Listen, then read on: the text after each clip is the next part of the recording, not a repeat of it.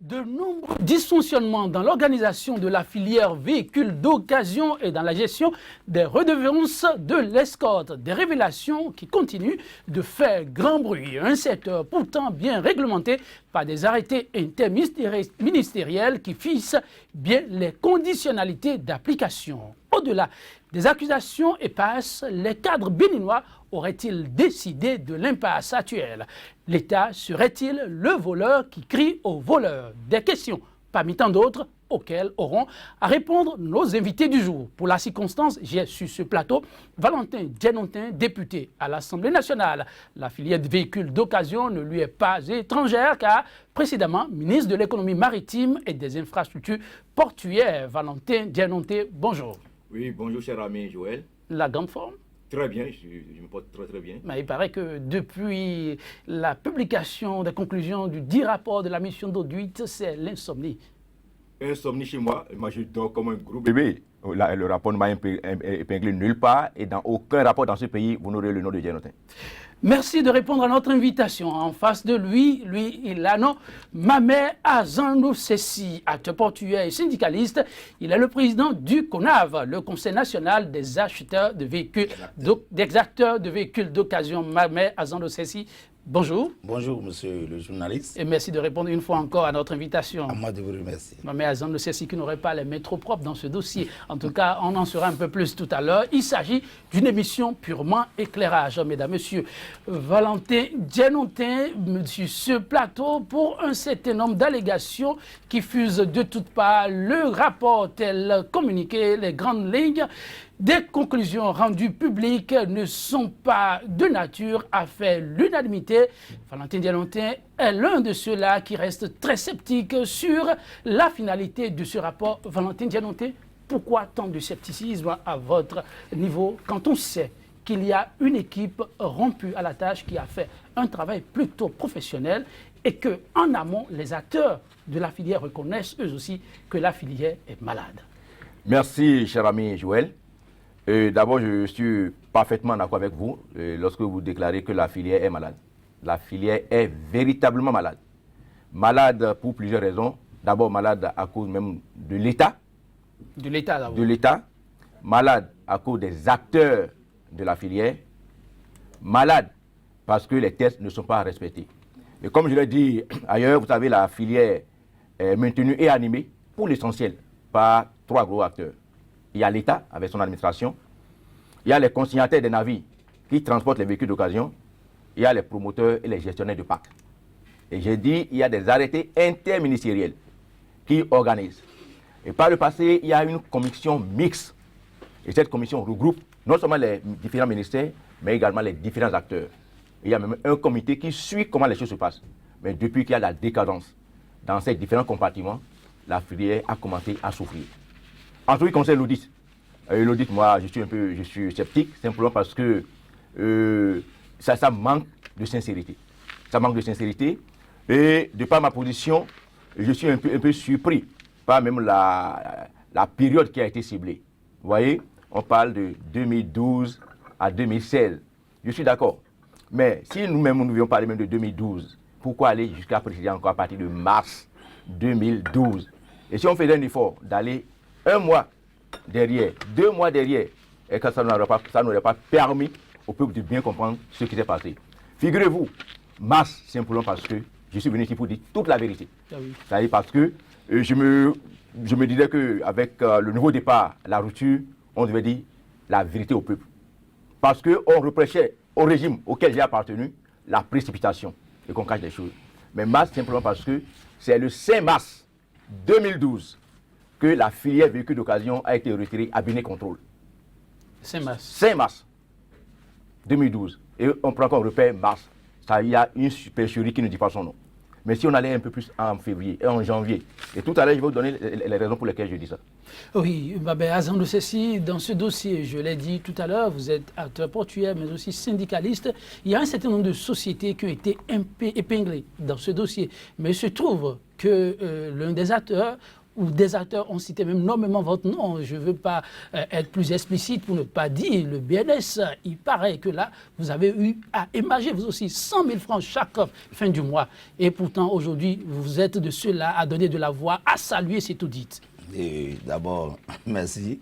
Moi, je crois quand même que, avant tout propos, permettez-moi quand même de faire une genèse de l'activité des véhicules d'occasion. Nous n'avons pas beaucoup de temps, on veut aller à l'essentiel. Non, j'irai très rapidement parce que c'est notre activité. Et ça pourra quand même vous orienter. Et vous saurez quand même que je suis un vieux de la vieille. Vous avez la parole. Merci. Vous savez, dans les années 80 jusqu'à 86, des jeunes Français et des jeunes Allemands voulant connaître l'Afrique passent par le désert pour amener des véhicules à Cotonou. Et nous, on jouait le rôle de guide, on passait d'hôtel en hôtel pour les vendre. Au fil des jours, ils ont commencé par avoir des problèmes avec les Touaregs. C'est ainsi que les premiers Français qui étaient venus, moi je les ai accompagnés, nous sommes allés à la capitale pour demander dans quelles conditions on pouvait mettre des véhicules dans un bateau, puis après eux ils prennent l'avion.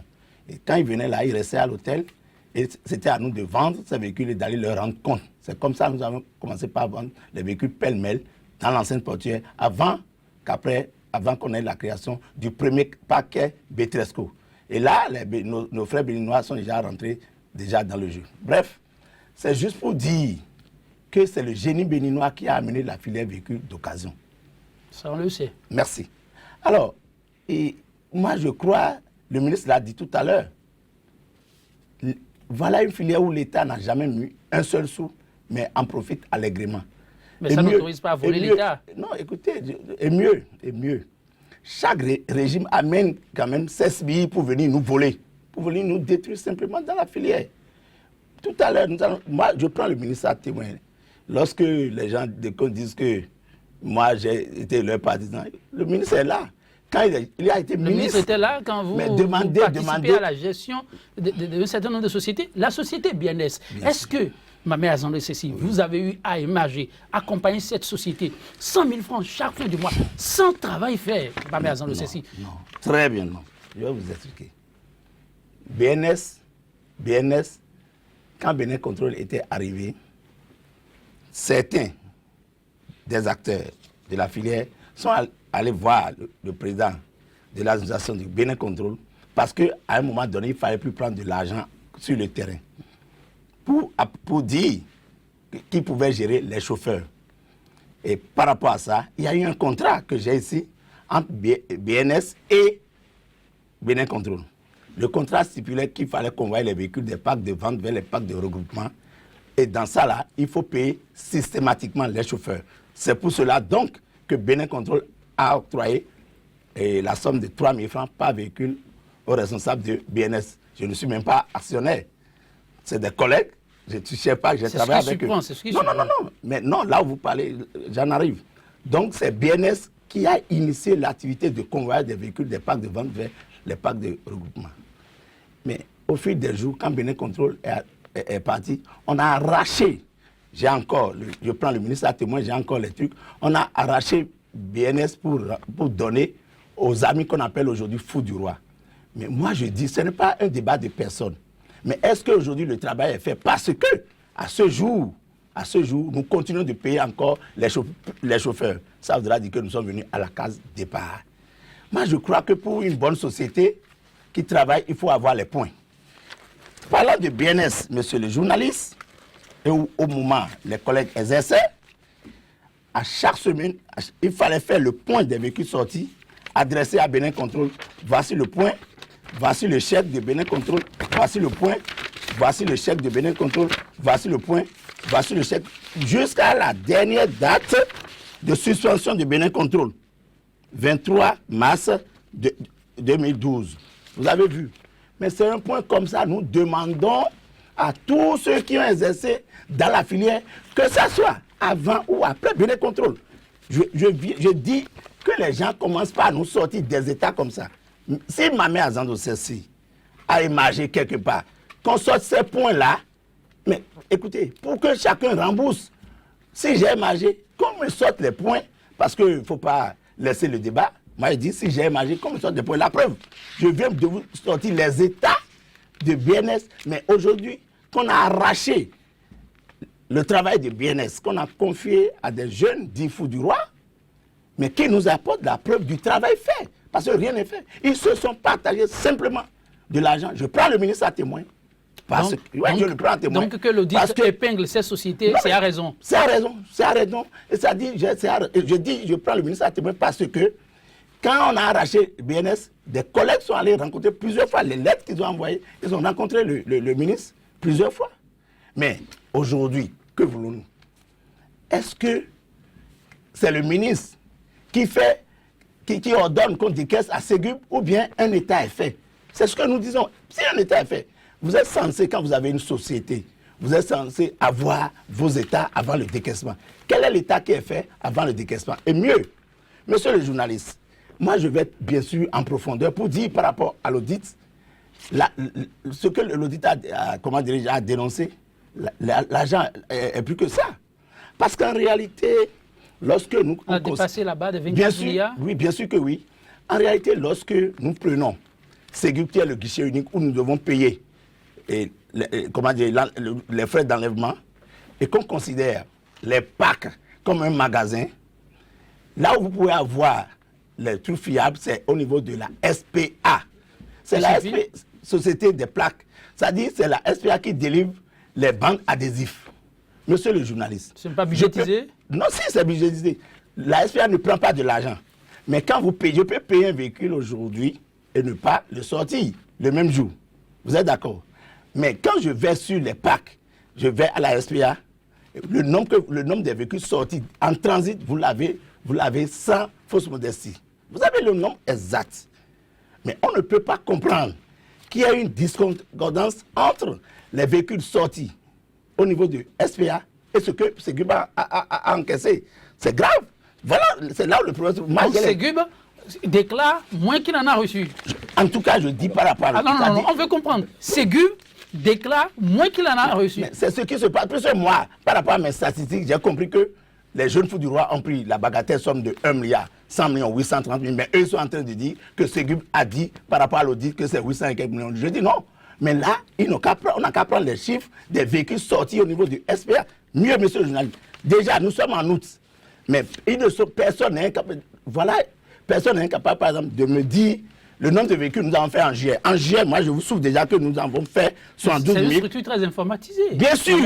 Merci. En juillet passé, nous avons fait 72 089 véhicules. Je dis en juillet passé de cette année. Moi, j'ai les statistiques. Ça, voilà ce qui prouve que je suis vrai acteur. Et mieux, je n'ai pas attendu les audits, mais depuis 2009, moi, j'ai commencé par contrôler cette filière et avoir les... Monsieur le ministre, oui, l'acteur portuaire, là, il dit des choses quand même suffisamment graves. Voilà.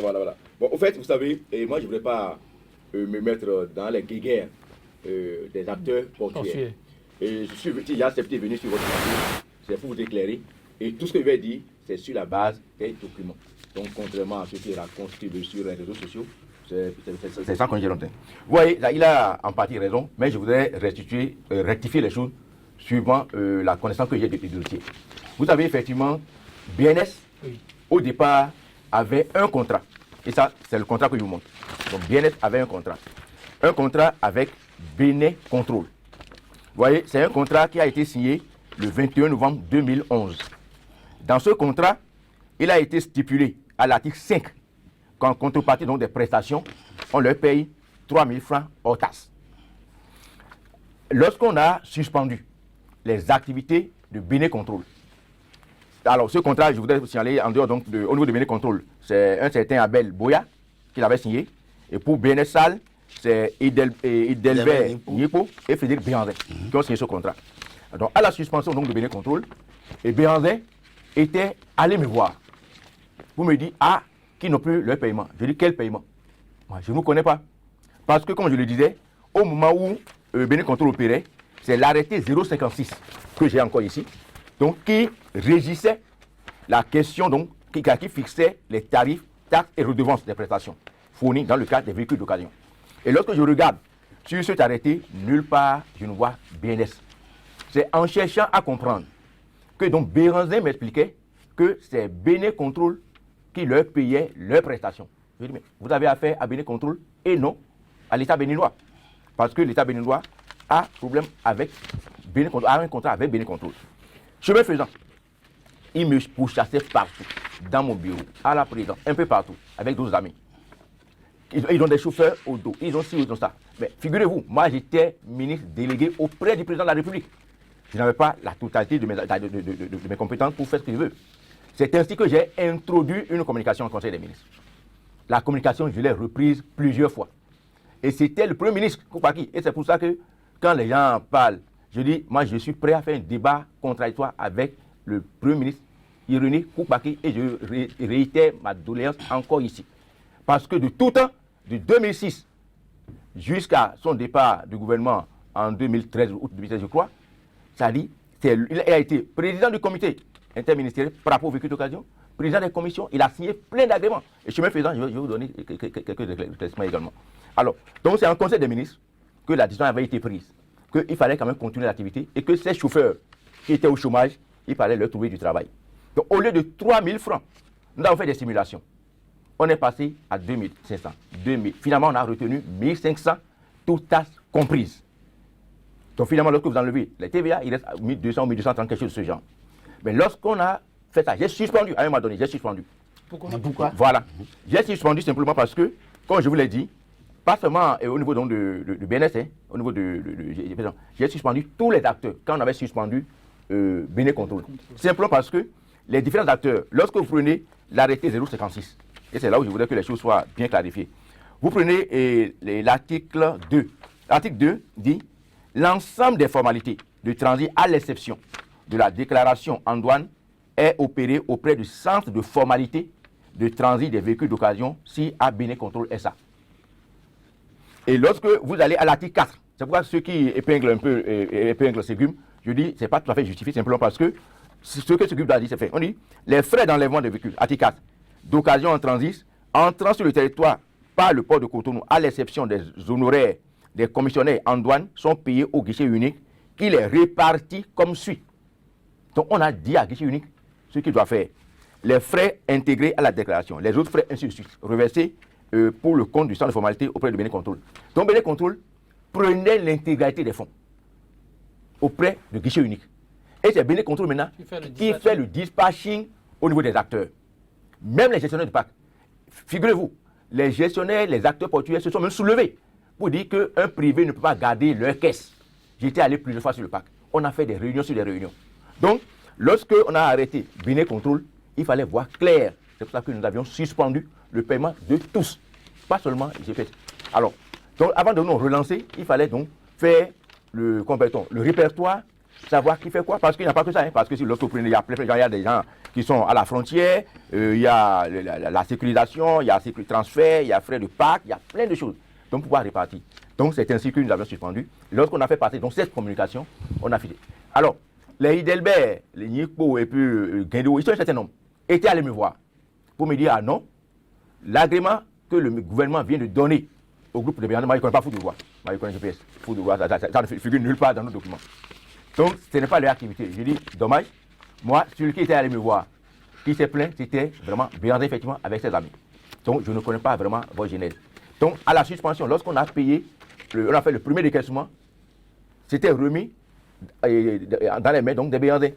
Mais les autres sont venus pour dire non, c'est eux. Donc, finalement, avec le guéguerre, il paraîtrait, je n'étais pas là, que c'est le groupe des Nipo et autres qui aurait pris les premiers fonds décaissés. Comment est-ce que c'est utilisé? Je n'en sais rien. Je n'ai jamais bénéficié d'un rond de qui que ce soit dans cette affaire. Le seul cadeau que j'ai eu donc, dans cette histoire, en fin d'année, une fois, le groupe des Béarnais, ils m'ont apporté un emballage. Donc, que j'ai déballé, j'ai vu que c'était, comment on appelle ça, l'horloge, les pendus qu'on fixe au mur, là, qui étaient dedans. Si vous allez aujourd'hui, là où il s'est resté, le ministère de l'économie maritime, immeuble, comment ils appellent ça même déjà, et vous allez voir accroché, s'ils n'ont pas encore levé, accroché derrière le ministre, ce réveil qui est là, je n'ai pas apporté. Donc, voilà ce que je peux dire. Donc, pour me résumer, c'était BNS, autant de PVI qui payaient, donc c'était même pas sur l'arrêté. Mais lorsqu'on a suspendu pour les raisons, pour l'aspect social, sauver les chauffeurs et autres, tout là. Mais par la suite, c'est vrai que j'ai eu beaucoup de plaintes où certains me disaient l'activité n'est pas menée, l'activité n'est pas menée. Moi, je suis ministre. Alors, c'est pourquoi je dis que l'État aussi est responsable. Pourquoi? Parce qu'il y avait une commission mixte Et au niveau de cette commission mixte, il y avait un comité qui suivait les activités. Mais à un moment donné, cette commission ne fonctionnait plus. Si la commission-là fonctionnait, on pouvait savoir si l'activité est menée ou pas. Et toutes les fois, j'ai interpellé les acteurs, en l'occurrence ceux qui ont l'agrément, qui m'ont dit ils ont des chauffeurs qui sont même habillés en tenue, qui sont ici. J'ai envoyé quelques collaborateurs sur le terrain qui m'ont dit l'activité se mène. Mais les autres me disent l'activité ne se mène pas. Et qu'ils sont même obligés de débourser une seconde fois pour payer les chauffeurs. Dans ça, qui dit la vérité, moi, je ne suis pas mieux placé, donc les acteurs sont mieux placés. Mais qui devrait fouiller et clarifier et surtout situer les responsabilités? C'est le rôle de l'État. C'est le rôle de l'État. Le ministre de Tout à fait. Donc, je dis, il y avait la commission. Il y avait la commission mixte. Vous voyez? Et c'est cette commission, le comité des ministres, que président le Premier ministre Koupaki et autres là. Et lorsque moi je suis arrivé, parce que pour que le comité fonctionne, la commission fonctionne, il y a 1500 personnes sont prélevées donc pour suivre filière.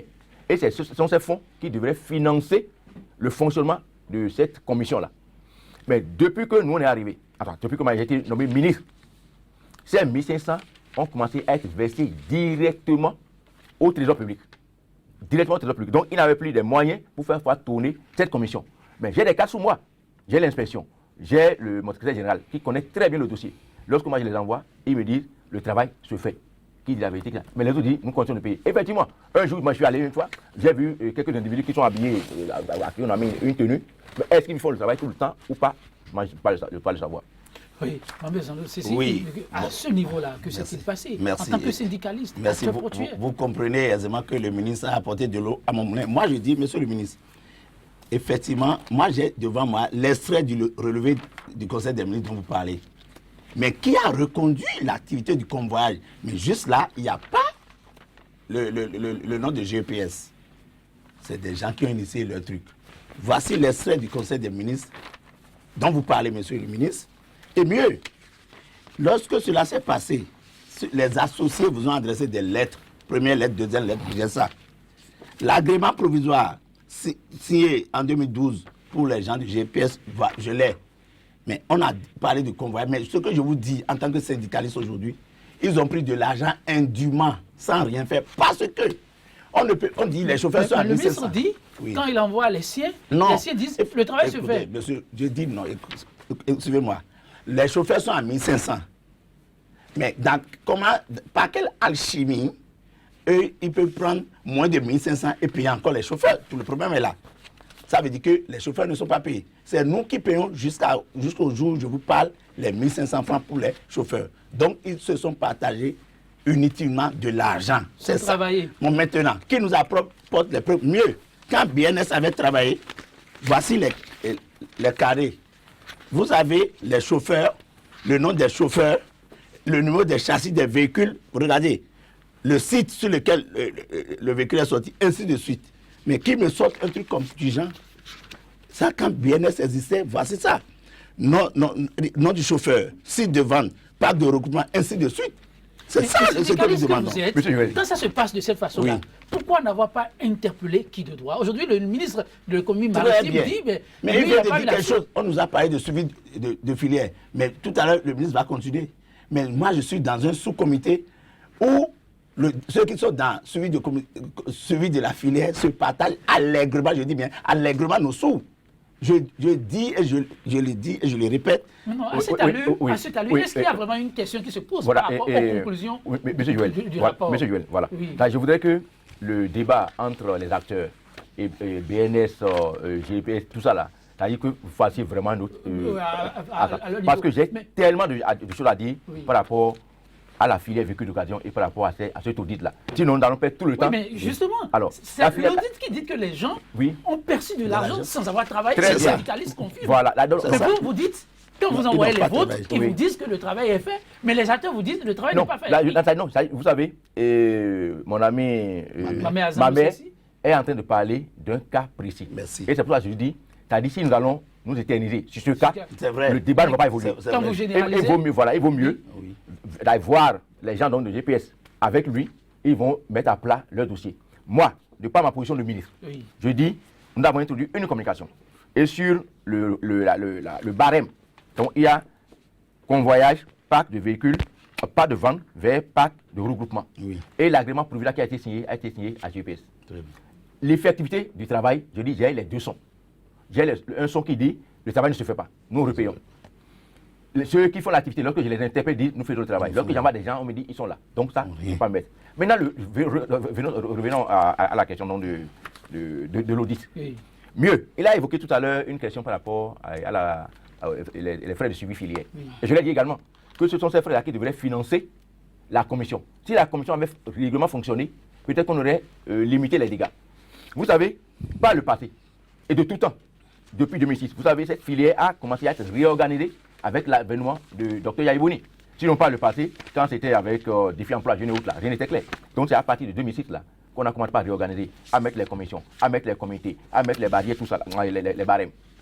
À ce niveau, je dis tous ceux qui avaient travaillé, y compris le ministre Koupaki, il s'est payé. Je suis le seul ministre à n'avoir rien perçu dans cette histoire. Il s'est payé, qu'est-ce que ça signifie? Je dis la commission. Oui. Il était membre de la commission. Il n'est pas seul. C'est tout le monde. Il y a le ministère des Finances, le ministère de l'Environnement, le ministère de l'économie maritime, les acteurs, les gestionnaires de parcs, c'est tout un monde. Donc, ce sont ces fonds-là qui permettaient aux gens donc, de pouvoir travailler pour suivre la filière. Mieux, il y a plus grave. À mon avènement, lorsque un jour, moi j'étais allé en conseil des ministres, où des ministres m'ont interpellé pour dire ah, tu nous dois de l'argent. J'ai dit je vous dois de l'argent pourquoi? On me dit ah, suivi filière, on a travaillé, on n'a pas eu l'argent. Je dis ah, monsieur le ministre, moi-même, je n'ai rien eu. Il n'y en a pas mieux encore actuellement dans le gouvernement de nouveau départ. Je n'ai jamais rien eu. Quand j'ai cherché à comprendre, on m'a dit les fonds sont logés au port autonome de Cotonou. Ah bon? Les fonds sont logés au port de Cotonou, ça c'est intéressant ça. Et ça, vous ne le savez pas? Ça, je ne le savais pas. Mais ces ministres aussi travaillaient sur les PAC pour mériter... Non, c'est normal. Ça dit, il y a un arrêté qui a créé la commission, c'est normal, parce qu'il fallait suivre comment la filière se comporte. Les ministres ne sont pas sur le terrain quand même. Mais il y a des combattants. Le cadre est bien défini et ceux qui sont membres du comité, donc c'est leur droit d'en bénéficier. Je n'en fais pas un problème. Mais là où le problème, là, le bas blesse, lorsqu'on me dit que les fonds sont logés au port de Cotonou, j'ai interpellé le port, mais j'ai eu la surprise d'apprendre qu'il y a un certain Tibozo qui serait parti avec 450 millions. 450 millions. 450 millions. Donc, dites que c'est un lapsus que vous dites là, parce que jusqu'à présent, depuis qu'on parle de la filière véhicule d'occasion, personne ne nous a informé de la disparition d'une telle somme d'argent d'un individu qui aurait gardé par lui cette faute somme d'argent. Oui, vous pouvez interpeller les ministres qui étaient membres du comité en ce moment, et je vous ai dit... Et le Tibozo est devenu quoi? On dit, il s'est évadé, on ne le trouve pas dans la nature. Mais moi, je ne veux pas croire à cette version-là. Mais quand même, puisque l'État, qui a la police, qui a tous les moyens d'investigation, doit savoir, c'est un peu comme s'il y a quelque chose qui n'est pas clair. Là, vous n'avez pas cherché à comprendre non plus? Non, ça ne s'est pas passé à mon temps, et avec quelqu'un qui était le président.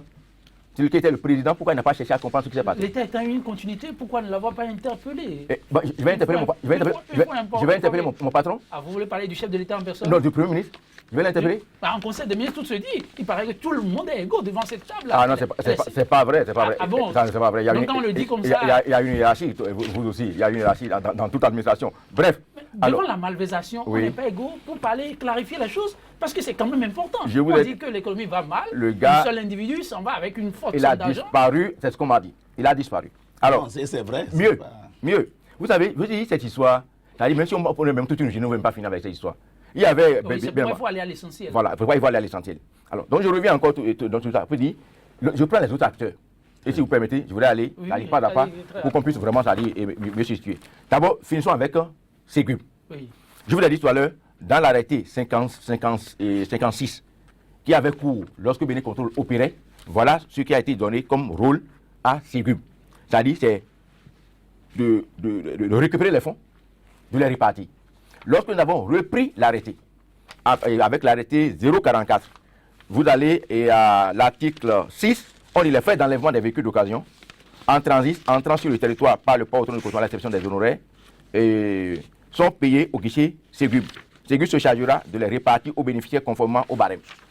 Vous prenez les acteurs dont on parle là, comme je vous l'ai dit, c'est un tas donc, de personnes qui opèrent sur la plateforme portuaire. Donc la douane, le problème ne se pose pas du tout, c'est une structure bien connue qui existe. Les autres acteurs, les gestionnaires de parcs, c'est en raison du nombre de véhicules qui sont payés. Donc les statistiques sont tenues. Mais à ce niveau également, à un moment donné, nous avons des problèmes. Et c'est pour ça que je dis, ceux qui ont fait l'audit là, ils ne sont même pas mieux placés pour avoir toutes les informations qu'il faut. Parce que... Il faut reprendre l'audit. Totalement. Totalement, parce que, vous savez, lorsque Bénin Control avait commencé, lorsque Bénin Control était parti, il y a un problème inouï. D'abord, le stock qui était là avant le démarrage. Il y avait des gens qui avaient déjà dédouané leur véhicule, mais qui n'ont pas encore fait l'enlèvement. Et voilà, pour ça, là, par exemple, je suis le seul à le savoir, peut-être avec le président, comment il appelle ça, le PCA, de Bénin Control. Mais entre le tarif, le montant qui était perçu avant l'entrée en vigueur de l'arrêté 056, l'arrêté 056 a augmenté les frais de plus de 80 000 francs par rapport à l'ancien taux. Donc, ceux qui avaient fait les formalités de dédouanement, mais qui n'ont pas encore enlevé leur véhicule, lorsqu'ils viennent maintenant pour enlever, ils doivent payer maintenant les frais d'enlèvement. Mais les cas là, ça ne transitait pas par guichet unique. Ça transite par où? Bénin Control avait ouvert un compte à Ecobank. Et finalement, c'est parce qu'il y a eu un problème à un moment donné par rapport à un BFU que j'ai été interpellé et un douanier colonel a failli perdre son poste. Et c'est lorsque j'ai commencé à faire les recherches que j'ai compris que les cas là, qu'on voulait imputer à tort à un douanier, ce n'était pas le douanier. Donc c'était un compte parallèle qui avait été ouvert à Bénin Control, au niveau de Ecobank, qui recevait ces fonds-là. Valentin Dianonté, que dites-vous au moins des milliards qu'on a évalués cette fois-ci Oui. et qui ont disparu dans les poches d'individus qui n'ont pas fait leur travail?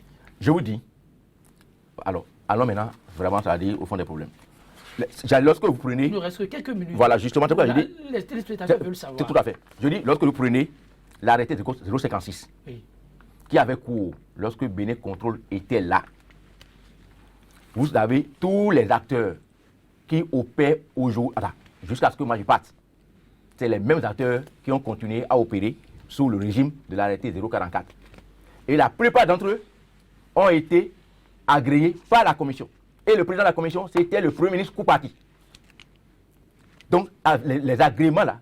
Donc, si ces sociétés-là ont fait, on dit qu'ils ont travaillé, ils ont pris de l'argent sans avoir fait un travail, Donc ça veut dire que donc, depuis 2010, où certains ont eu leur agrément, où le ministre Koupaki était alors le président c'est lui qui a signé même les agréments, ça veut dire que donc ceux-là ne faisaient rien. C'est ce que ça veut dire. Est-ce à dire que depuis 2010, 2015, où les gens travaillent là, ils n'avaient rien fait? Maintenant, les derniers qui sont rentrés dans le système, c'est-à-dire qu'ils ont épinglé combattants, où on dit il y a une société de BTP, une société de Fiti, tout ça là. Vous savez, moi je dis qu'il faut qu'on soit honnête et qu'on dise la vérité au peuple béninois. Ces deux sociétés, quelqu'un qui veut faire du faux, est-ce qu'il peut aller en retrait son contrat? Moi, j'étais pas là. J'étais pas là. Mais c'est vrai qu'en tant que... Non, j'étais même ministre de la Justice, puisque le contrat date, ou bien la convention date de mai, je crois, de mai 2015. J'étais signataire parce que sur le relevé du Conseil des ministres, c'est dit les ministres qui doivent signer. Moi, j'ai même signé. Mais ça a été enregistré au domaine. Si les gens voulaient faire du faux, ça va l'enregistrer. Mieux, lorsque je prends Fiti en question là, lorsque vous allez sur les parcs de véhicules de vente d'aujourd'hui, il y a un début de commencement. Parce que c'est pour l'assainissement. Le pavage? Le pavage, ça commence. Ils ont commencé. Le travail, l'argent est perçu depuis 2009. Mais 50 a commencé il y a à peine un an. Mais depuis 2009, c'est des milliards. Que 50 prenait? Non, pas 50-50, c'est ce que je vous dis. 50-50 est rentré dans le jeu il y a à peine un an. Mais donc, qui sont ceux qui prenaient les... C'est ça, on doit savoir. Depuis 2009. Donc ça là, le rapport ne le dit pas. Mais, non, mais les statistiques sont là, c'est des milliards. Monsieur Joël, très bien. Voilà ce que je dis. Je vous l'ai dit tantôt. Ouais, c'est pour ça que je dis. Et le fait même de dire qu'on a limité le rapport à l'audit à mars 2012 à 2016, je dis c'est suspect. Parce qu'il dit non, que depuis 2009, l'argent passait par où? On a qu'à interpeller le président du comité. Mieux.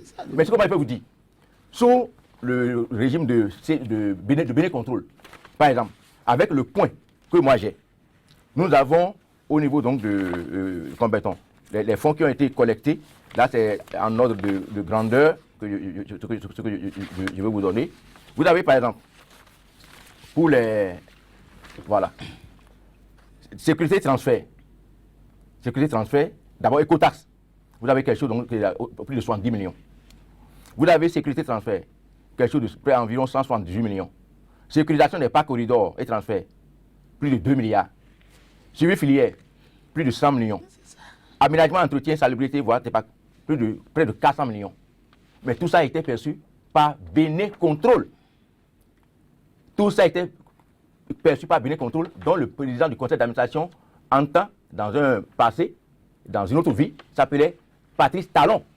Mais qu'est-ce qu'on a fait en ce moment avec ces milliards-là? Alors que c'est encore avec Bénin Control que sécurisation par corridor et transfert est arrivé. Cela ne figurait sur aucun arrêté par le passé. Donc, ça veut bien qu'on cela est arrivé. Qu'est-ce qu'on a fait avec? On va me dire qu'on a signé des contrats avec des militaires, des policiers pour surveiller les véhicules. Mais je sais combien on a dépensé. Aménagement, entretien, salubrité. Bénin Contrôle avait perçu ça. Et qu'est-ce qu'ils ont fait avec ça?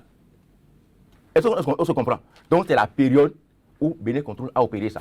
Après ça, oui. Oui. Alors, quand on vous suit, est-ce à dire que ce travail qui a été fait, oui, un rapport d'audit, bon, que beaucoup saluent quand même, oui, parce que ça ne va pas, vous l'avez reconnu aussi, est-ce à dire que derrière ce rapport se cacheraient d'autres intentions? Oh oui. Moi, je suis venu ici, vous savez, très bien, mais les gens m'ont dit, mais qu'est-ce que c'est mon problème? Puisque mon nom n'a été cité nulle part. Pourquoi j'ai dû m'en charger? D'abord, je suis citoyen béninois et j'ai droit à la parole. J'ai été ministre de l'économie maritime, donc quelque part... Non, certains disent que vous craignez que votre nom sorte. Mon nom ne sortira nulle part. Les gens ne connaissent pas qui on appelle Gérontin. Je ne me trouve jamais dans de faux dossiers. Jamais, jamais, jamais. Jamais. Vous savez, une commission, c'est quand même beaucoup d'argent. L'État ne se permettra pas d'envoyer de l'argent. Je vous ai dit, mon cher ami. Non, moi, je ne suis pas contre l'audit. L'audit, c'est une bonne chose parce que la filière se porte mal. Maintenant, il faudrait qu'on arrive à situer où se trouvent les vrais problèmes. Là, on n'est pas en train de le faire. Non, on n'est pas en train de faire les vrais problèmes. Ma mère Zando, c'est si oui. Oui. C'est le regard que vous avez aussi. On n'a que 2 minutes. D'accord, mais vous avez vu, il faut quand même qu'on explique un peu. Les 28 500 suivis du corridor, c'est que avant l'avènement de Bénin Contrôle, lorsque nous sortions les véhicules, de Cotonou à Malanville, nos clients dépensaient encore près de 150 000 sur la voie. Et c'est par rapport à ça que nous avons dit, pour éviter les faux frais, on s'est dit, il faut trouver le juste milieu. C'est pourquoi on a trouvé 28 500 pour intéresser les brigades et mairies de Cotonou jusqu'à Malanville. Mais aujourd'hui, le travail n'est pas encore fait. Voilà le véritable problème, monsieur le journaliste. Et quand vous parlez, vous me parlez, regardez, moi j'ai dit, je n'ai pas attendu l'audit pour avoir mes points. De 2009 à 2010, ce qui est allé dans la porte des industries, ça fait près de 92 milliards. De 2000... non-acteur du secteur. Merci. De 2011 à 2012, ça fait 114 milliards. Et de 2013 à 2014, ça fait 116 milliards et quelques. Mais écoutez, je dis, nous sommes de la filière. Voilà des exemples. Maintenant, il faut qu'on fasse le point pour savoir, ces sous-là aller où. Voilà, moi, mes statistiques, je n'ai pas attendu. Et mieux, mes statistiques, c'est par rapport aux véhicules sortis uniquement en transit. Et vous pouvez aller voir la SPA. Les chiffres que je vous ai donnés là, sont des chiffres exacts. Là, on en est actuellement, exacts. votre grande attente, Mamé Azandro, oui, elle est quoi? Vraiment, écoutez les vrais acteurs que nous sommes. Parce que vous avez vu, même des gens, au haut sommet, les gens se partagent allègrement de l'argent sans se soucier des vrais acteurs que nous sommes. Aujourd'hui, la vache, elle est malade. Il faut au moins guérir la vache avant quand même d'y traire du lait. Parce que, il vient de le dire, comment un individu peut partir avec 450 millions et personne n'en parle? Personne n'en a parlé. C'est ce que nous dénonçons. Et nous-mêmes, comme les gens parlent là, si nous avions pris quelque chose là, que les gens dénoncent, qu'on puisse rembourser. On doit punir parce que il est bien bon de parler d'audit, mais le reste, il faut que les gens remboursent. Merci, il n'y aura pas d'impunité. Monsieur Joël, voilà, je suis tout à fait d'accord qu'il n'y ait pas impunité. Merci. On n'a qu'à faire 1000 audits. Mais moi, je dis, il faudrait qu'on soit honnête. Et je vais situer rapidement, en quelques secondes. Très rapidement. Vous voyez, il y a même un problème. Les acomptes, puisque vous allez voir que les gens de la filière parlent des acomptes forfaitaires. Oui. Par le passé, il y a quelque chose qu'on appelait SIPAF. Les gens ont qu'à aller chercher savoir ce qui s'est passé à ce niveau-là. Mieux. Moi, je vous dis, pendant que j'ai arrêté, ça, c'est ça que je dis, je défends la période où je suis passé. Et je me dis encore, ce qui est fait là, je dis, ça c'est pas encore vraiment la vérité. On nous cache quelque chose. Lorsque nous avons suspendu, puisque ça, si vous voulez que les gens arrivent à situer ça, lorsqu'on a suspendu Bénin Contrôle, les fonds, ça, c'était à Ditatou Matisse. Communication de numéro de compte. J'ai écrit au ministre des Finances pour me dire de me donner un compte spécial dans lequel nous allons reverser tous les fonds. Ça a été fait? Ça a été fait. Et voilà la lettre. Donc c'est un compte qui est à la Banque centrale, à la BCAO.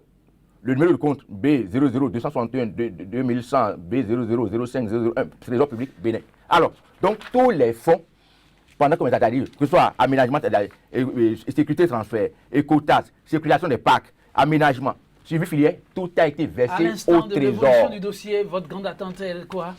Ma grande attente est qu'on constitue réellement les responsabilités. Et qu'au lieu de se limiter à mars On n'a qu'à aller simplement même en janvier, tout près. Valentin Dianonté, ma mère, Jean Le Cessi, merci d'avoir été des nôtres. Mesdames, Messieurs, vous l'avez compris, tel un serpent de mer, la filière véhicule d'occasion et les maux dont elle souffre, nous en parlerons pendant longtemps encore vivement, toutes les clarifications qui s'imposent afin que la filière renaisse de ses cendres. 100% Bénin, c'est bientôt terminé. Ce sera en compagnie d'Antoine de Saint-Exupéry. La vérité de demain se nourrit de l'erreur d'hier. Autrement, il n'y aura point de révélation. Mesdames, Messieurs, merci pour l'attention. À bientôt. Toujours avec la même disponibilité, 100% Bénin. Demain, c'est un autre jour pour un nouveau rendez-vous. Prenez du plaisir en notre compagnie.